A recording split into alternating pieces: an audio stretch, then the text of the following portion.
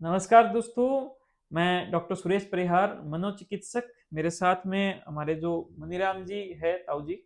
और आज इनके माध्यम से हमने एक थोड़ा डिस्कशन भी किया और एक जो पेशेंट है उसके साथ में ये आए थे।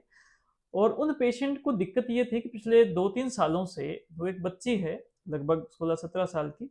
और उसको क्या है कि कुछ दौरे आते हैं, जिन दौरों के अंदर वो एकदम से यूं बेहोश हो जाती है, अलग प्रकार की हरकतें करने लग जाती है। हाथ जो है वो बहुत तेजी से यूं यूं करके एक प्रकार से हाथों को वो चलाने लग जाती है।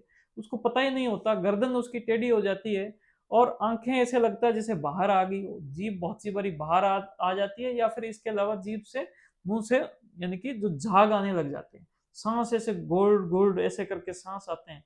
और जितनी जोर से वो ऐसे हाथों को मारती है उतनी जोर से वो पैरों को मारती है। लगभग 2 या 3 मिनट ये सिलसिला चलता है। बहुत सी बारी इनके को कपड़ों से भी पेशाब आ सकता है। और जो बहुत सी बारी मुंह के अंदर, यानी कि जो जीभ है वो भी कट जाती है, खून आने लग जाता है। दोस्तों, अगर ये सारे लक्षण हैं तो आपको घबराने की आवश्यकता इस रूप में नहीं है कि ये कोई भूत आ गया, ये कुछ और आ गया, आप किसी अंधविश्वास में पड़ते हो। ये हो सकता है कि लगभग इसके जो मैंने टोटल लक्षण बताए हैं, ये मिर्गी के लक्षण हो सकते हैं, जिसको सीजर डिसऑर्डर कहता है।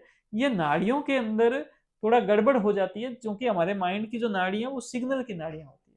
और उसके ऊपर जैसे कि जो हमारी, यानी कि वायर जो होती है लाइट की, उसके ऊपर जो रबड़ होता है, वैसे ही एक माइलिन सीथ होती है नाड़ियों पर।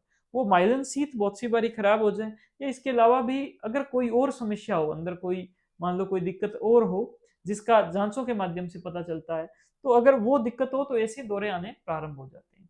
तो इन दौरों से आप घबराएं नहीं। आपको करना क्या है, आपको थोड़ा सा शांति बरतनी है, वो कहीं चोट ना पहुंचा ले, इसके लिए आप उसको जितना हो सके प्रोटेक्ट करना है। लेकिन ये हाथ इस तरह से हो रहे हैं तो इनको ज्यादा रोकना नहीं है, वरना यहाँ पर इंजरी हो जाती है।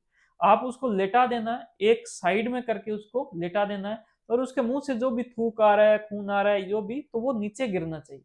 क्योंकि इसमें खतरा सबसे बड़ा ये है, एक तो इस दौरे अगर ये लगातार आ रहे हैं, एक बार आया रुक गया फिर लगातार आया, तो उनको सांस लेने में दिक्कत हो जाती है, जिसकी वजह से ब्रेन जो है वो परमानेंट डैमेज हो सकता है, वो कोई और नुकसान हो सकता है।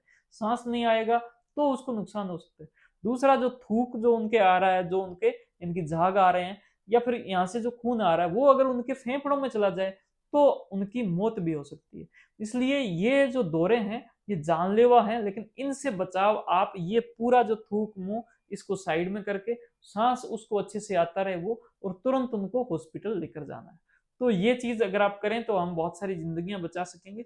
और ये इनकी तरफ से और मेरी तरफ से एक संदेश था। आपको कैसा लगा मुझे आप कमेंट में बताएं, अपनी बात को मुझे लिखें। इस वीडियो को जन सूचना के लिए ज्यादा से ज्यादा आप शेयर करें, हमारी वीडियोस को लाइक भी करें, सब्सक्राइब करें। Thank you. जय हिंद, जय भारत।